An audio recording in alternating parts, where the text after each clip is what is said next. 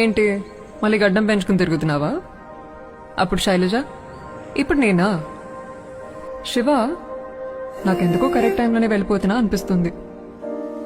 ఇప్పుడు నాకు సంతోషం కన్నా ప్రశాంతత అవసరం.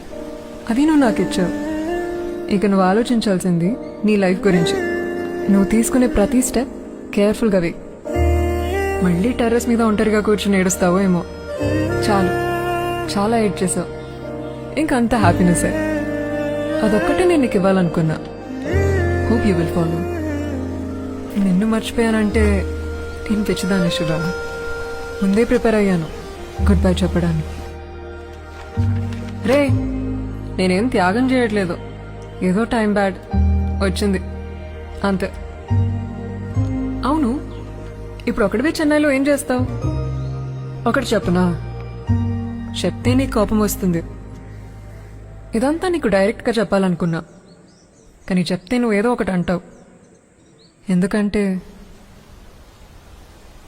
నీకు మాట్లాడడం రాదు కదా.